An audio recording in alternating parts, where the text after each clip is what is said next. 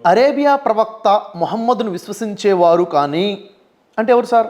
మొహమ్మద్ ప్రవక్తను నమ్మిన వాళ్ళు, ఈరోజు సమాజంలో ముస్లింలుగా పిలువబడుతున్న వాళ్ళు కానీ, యూదులు కానీ, క్రైస్తవులు కానీ, సాబయీలు కానీ, ఎవరైనా సరే అంటే హూసో ఎవరు ప్రపంచంలో ఏ జాతైనా ఎవరైనా కానీ పూర్తి ప్రపంచంలో వారు కనుక అల్లాహను అంటే సృష్టికర్తన పరమేశ్వరుడిని, అంతిమ దినాన్ని అంటే తీర్పు దినం ఉంది, తీర్పు దినాన్ని విశ్వసించి మంచి పనులు చేసే వారికి నిస్సందేహంగా వారి ప్రభువు వద్ద మంచి ప్రతిఫలం ఉంది. వారి ప్రభువు వద్ద మంచి ప్రతిఫలం ఉంది అంటే ఏంటి? వారికి సక్సెస్ ఉంది, సాఫల్యం ఉంది. వారికి ఏ విధమైన భయం కానీ విచారం కానీ కలిగే అవకాశం లేదు. అంటే నరకం లేదనే కదా, నరక శిక్షలు లేవనే కదా. అంటే వారికి ఎలాంటి భయము లేదు, ఎలాంటి విచారము కలగదు. వారికి ప్రభు వద్ద ప్రతిఫలం ఉంది. ఎవరికి ఉంది? మొహమ్మద్ ప్రవక్త నమ్మిన వారైనా, యూదులైనా, క్రైస్తవులైనా, సాబీలైనా, ఇంకెవ్వరైనా కానీ వారు చేయాల్సింది ఏంటంట? 3 విషయాలు చెప్పడం జరిగింది ఇక్కడ. ఒకే ఒక సృష్టికర్తని నమ్మాలి, అల్లాహ్ను, పరలోకాన్ని నమ్మాలి, అంటే తీర్పు దినం ఉంది. కొంత కాంట్రడిక్షన్ ఏముంది అని చెప్పండి.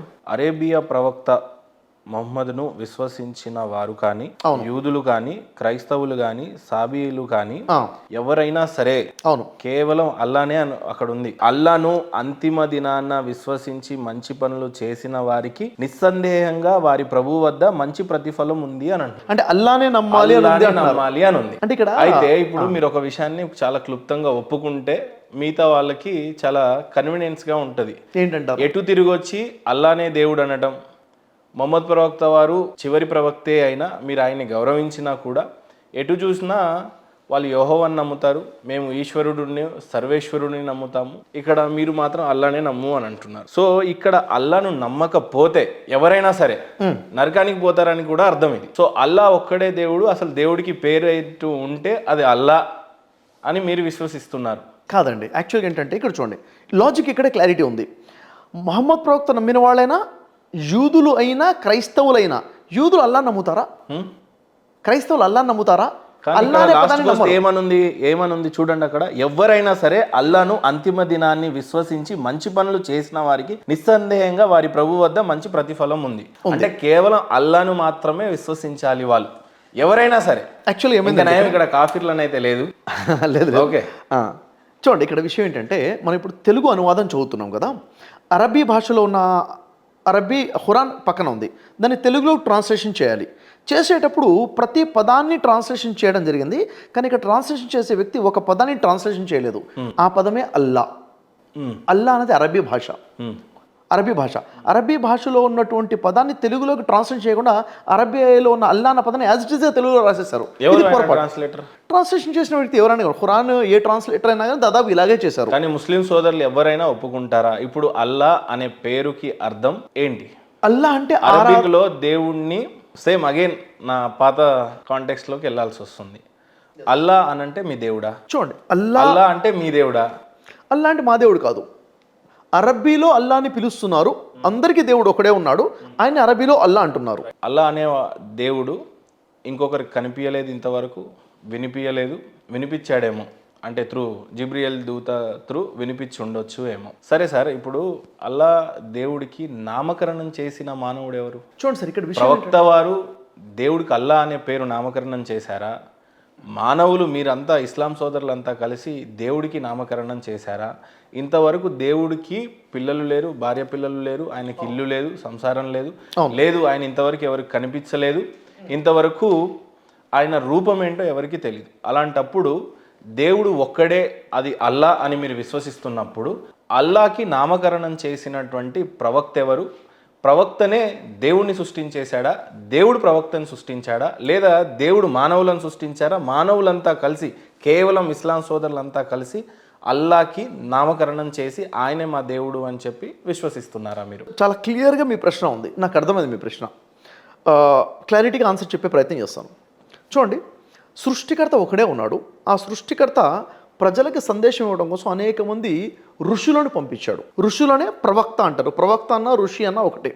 అయితే ఆ పరమేశ్వరుడు, ఆ పైన ఉండే సృష్టికర్త ఎప్పుడైతే తన ఋషిని పంపిస్తాడో, ఏ జాతి వద్దకు పంపిస్తాడో ఆ జాతి ప్రజలు మాట్లాడే భాషలోనే సందేశం ఇస్తాడు. అంటే ఇప్పుడు అల్లా ఋషులను పంపించారు అని అంటున్నారా? ఎస్, ఇప్పుడు అల్లా అనేది అరబీ భాష, మనం మన భాషలో మాట్లాడుకుంటే పరమేశ్వరుడు అనొచ్చు. పరమేశ్వరుడు, భగవంతుడు, మా సృష్టికర్త పరమేశ్వరుడు, మీ పరమేశ్వరుడు ఒకడే. ఒకటే పరమేశ్వరుడు.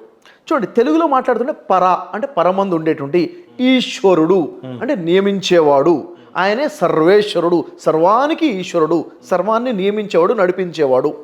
ఆయన్నే అరబీ భాషలో అల్లా అంటున్నారు. ఇది ఎలా జరిగింది చెప్తాను. అల్లా అన్న పదం ఎవరు పెట్టారు అని అడిగారు మీరు. అల్లా అన్న పదం ఎవరు పెట్టారు? ఏం జరిగిందంటే, ఎప్పుడైతే మొహమ్మద్ ప్రవక్తని దేవుడు ఎన్నుకున్నాడో అక్కడ మొహమ్మద్ ప్రవక్త ద్వారా ప్రజల్ని ప్రశ్నించడం జరుగుతుంది. దీనికి ఖురాన్ ప్రస్తావన ఉంటుంది చూడండి. ఇది చూసి ఈ వాక్యం చూస్తే అర్థమవుతుంది. 43వ సూరా తీయండి, మీకు క్లారిటీ వస్తుంది. 43వ సూరాలో, ఎందుకంటే మనం ఏదైతే మాట్లాడుతున్నామో దానికి ఒక ప్రూఫ్ అనేది ఒకటి కనపడాలి క్లియర్గా. నా నోటి మాటగా చెప్పడం కాదు. జుఖ్రూఫ్లో 87వ వాక్యం. ఇక్కడ ఏమవుతుంది చూడండి. 87వ వాక్యం ప్రకారం ఏముంటుందంటే, మొహమ్మద్ ప్రవక్తతో చెప్తున్నాడు సృష్టికర్తన దేవుడు, నువ్వు వాళ్ళని ప్రశ్నించు. ఎవరిని ప్రశ్నించాలి? 87వ వాక్యం. నీవు మిమ్మల్ని ఎవరు పుట్టించారు అని వారిని అడిగితే స్వయంగా వారే అల్లా అని అంటారు. ఇక్కడ క్లారిటీ ఏమొచ్చింది? ఇప్పుడు ఇక్కడ ఏమవుతుందంటే, ప్రవక్తని పంపించింది అరబు జాతి దగ్గరికి.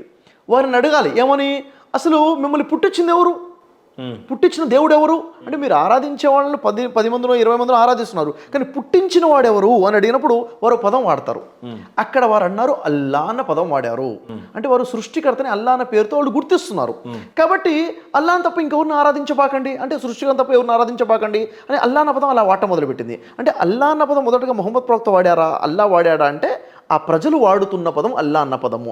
కాబట్టి సృష్టికర్తని వాళ్ళు ఎవరిని ఆరాధిస్తున్నా కానీ దేవుడికి పేరు లేదు అనొచ్చాలా? ఇక్కడ ఒక మాట అడుగుతాను, మీ దేవుడు నా దేవుడు అన్న కాన్సెప్ట్ లేనే లేదు. తర్వాత మన దేవుడి దగ్గరికి వద్దాం సార్. ప్రజెంట్ ఇస్లాం సోదరులు విశ్వసించే దేవుడి పేరు అల్లా అని అనుకున్నాం. సో ఇప్పుడు అల్లాకి పేరుందా లేదా?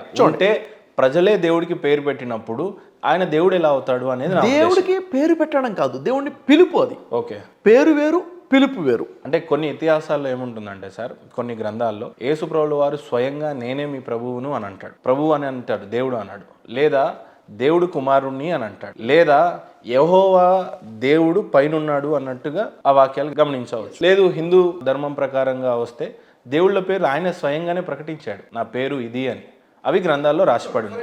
ఇక్కడ అల్లా అనే పేరు స్వయంగా దేవుడు చెప్పాడా, మానవుడు చెప్పాడా? ఇక్కడ విషయం చూడండి, బైబిల్లో నేనే యెహోవాను, నిన్ను తప్ప వేరొక దేవుడు లేడు అని ప్రకటించుకున్నట్టుగా కమాండ్మెంట్స్ లో ఉంటుంది. నేనే యెహోవాను అని చెప్పుకున్నట్టుగా. యెహోవా అంటే నేను తప్ప మీకు వేరొక దేవుడు లేడు అని చెప్తుంది 10 కమాండ్మెంట్స్. సో దేవుడే స్వయంగా నా పేరు యెహోవా అని బోధిస్తా ఉన్నాడు. అక్కడ పేరు అని ఉండదు, అక్కడ నా పేరు ఉండదు. అంటే గమనించాల్సిందే, యెహోవా అంటే ఏంటిది? జీవము గలవాడు అని అర్థం, అంటే మరణము లేనివాడు అని అర్థం. కానీ స్వయంగా ఆయన చెప్పుకున్నట్టుంది. అక్కడ ఖురాన్ లో కూడా ఇన్నని అనల్లా అని ఉంటది, నేనే అల్లాను అని చెప్పుకోవడం జరుగుతుంది. ఎవరికన్నారు ఈ మాట? మోషే ప్రవక్తతో అన్నారని చెప్పేసి ఖురాన్ లో ఉంటుంది. ఇక్కడ గమనించాల్సిన విషయం ఏంటంటే, ఇప్పుడు ఏ ప్రజల వద్దకైతే, ఏ జాతి వద్దకైతే ఒక ప్రవక్త వస్తారో ఆ ప్రవక్త ఏ భాషలో సందేశం ఇస్తారట? వారు మాట్లాడే భాషలో సందేశం ఇస్తారు. వారు మాట్లాడే భాష అంటే ఏంటిది? ఉదాహరణకి ఇప్పుడు ఇక్కడికి వచ్చాము, ఖురాన్ గనక ఇది మన తెలుగు రాష్ట్రాల్లో అవతరిస్తే, మొహమ్మద్ ప్రవక్త తెలుగు రాష్ట్రాల్లో వచ్చి ఉన్నట్లయితే ఇక్కడ ప్రజలు అడిగేవారు, ఈ భూమి ఆకాశాలను పుట్టించింది ఎవరు, మనందరినీ సృష్టించింది ఎవరని మీరు అనుకుంటున్నారు అన్నప్పుడు దేవుడు అని అంట. దేవుడు, అప్పుడు దేవుడు తప్ప ఇంకెవరిని ఆరాధించబాకండి అని చెప్పడం జరుగుతుంది. దేవుడికి పేరుంది ప్రతి సబ్జెక్ట్ లో, అది మీరు మర్చిపోలేదు. బైబుల్లో దేవుడి ప్రకారంగా యెహోవా ఉంది, ఇక్కడ ఈశ్వరుడు ఉన్నాడు, శ్రీకృష్ణుడు ఉన్నాడు. ఇవన్నీ కూడా నామాలు, పిలుపులు అనమాట, సహస్రనామాలు అంటారు మనం, అంటే 1000 పేర్లతో పిలుస్తాం మనం. ఇప్పుడు ఖురాన్లో ఏముంటుందో చూద్దాం. ఖురాన్లో డైరెక్ట్గా 17వ సూర 110వ వాక్యం తీయండి, మీకు అక్కడ ఆన్సర్ వస్తుంది. 17వ సూర 110వ వాక్యంలో స్వయంగా ఇక్కడ ఖురాన్లో దేవుడు ఏమని ప్రకటిస్తున్నాడో చూద్దాం. బనీ ఇస్రాయిల్ సూరాలో 110వ వాక్యం, పేజ్ నెంబర్ 388, 110 ఉంది కదా, 110.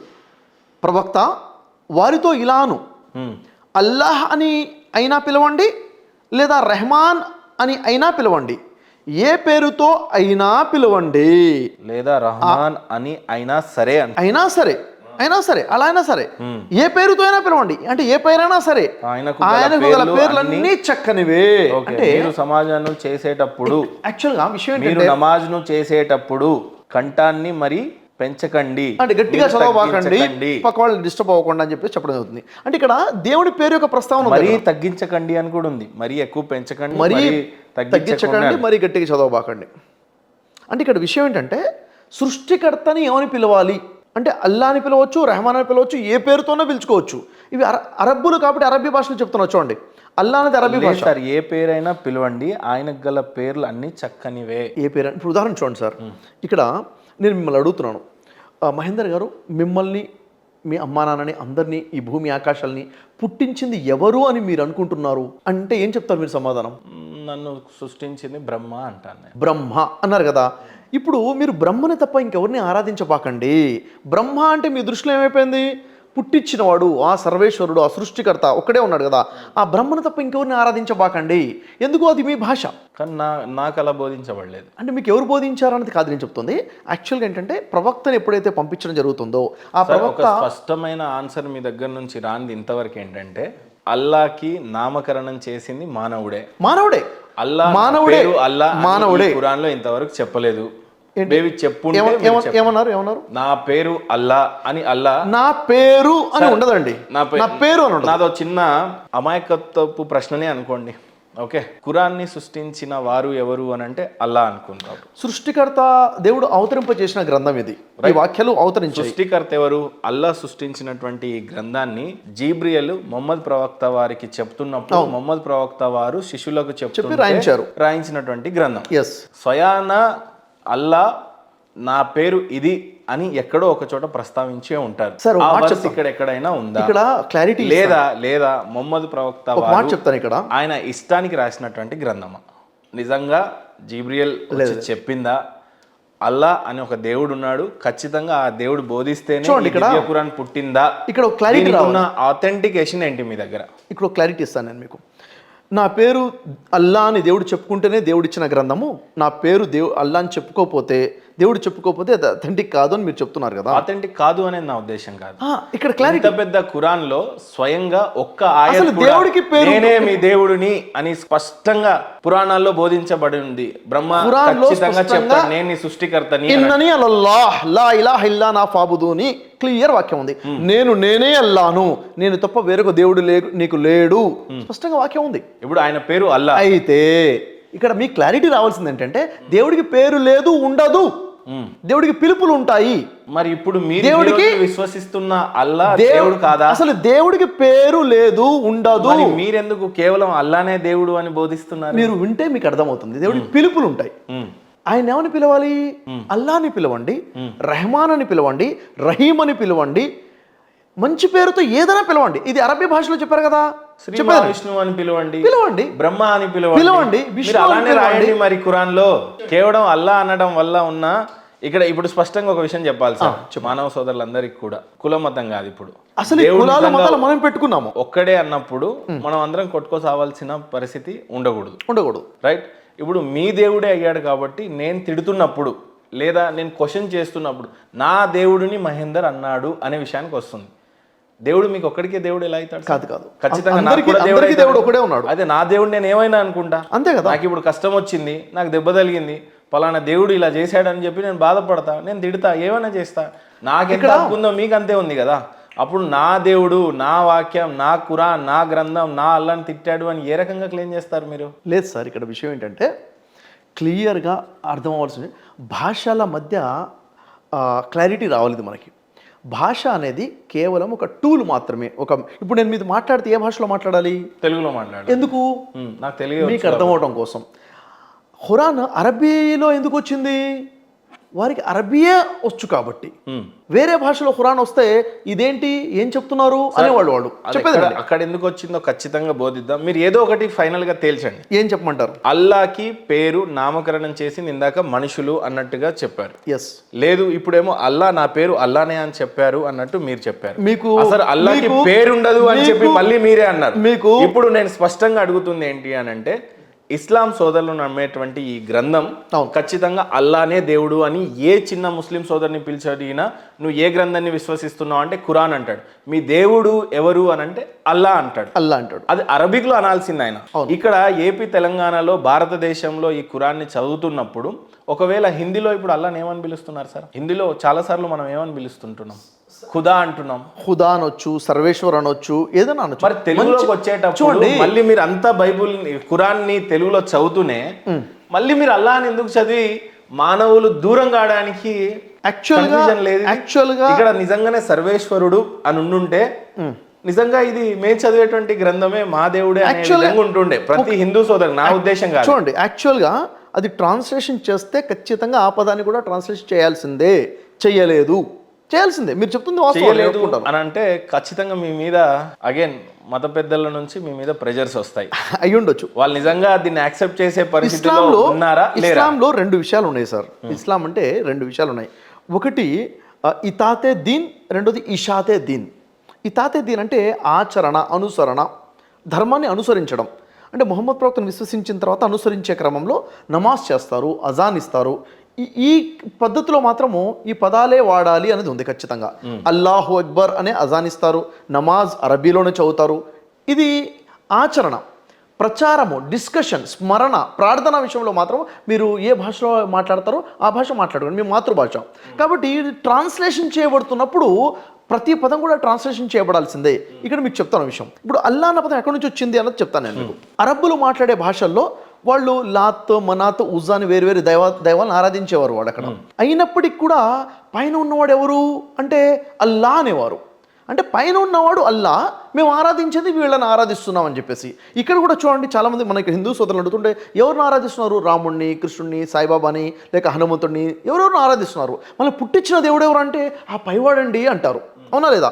అంటే ఆ పైవాడికి పేరు ఉంది వాళ్ళ దగ్గర, ఆ బ్రహ్మనో, సర్వేశ్వరుడో, పైవాడో. అలాగే అక్కడ అరబ్బుల్లో కూడా వాళ్ళు ఎవరిని ఆరాధిస్తున్నప్పటికీ అల్లా అనేవారు, ఆ పదం వాడేవారు పైవాడిని దృష్టిలో పెట్టుకుని. అప్పుడు ఎప్పుడైతే అన్నారో అల్లాని తప్ప వేరే ఉన్న ఆరాధించబాకండి అని వారి భాషలోనే వారే పదంలోనే వాళ్ళకి సందేశం ఇచ్చారు. అసలు అల్లా అన్న పదం ఎక్కడి నుంచి వచ్చింది?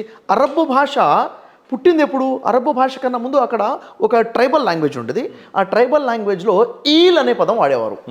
ఈల్ అనే పదం ఎవరిని ఉద్దేశించి? మేబీ అయి ఉండొచ్చు. ఈల్ అనే పదం, దాన్ని ఏల్ అంటారు, కొంతమంది ఈల్ అంటారు. ఎవరిని ఉద్దేశించి? పైవాడిని ఉద్దేశించే. మరి ఈల్ అనేది పైవాడి పేరా? కాదు, అది కూడా పిలిపే. ఆ విధంగా పిలిచేవారు. ఈల్ అనే పదంలో నుంచే ఇటు ఏలోహిం అనే పదం వచ్చింది, ఇటు అల్లా అన్న పదం కూడా వచ్చింది.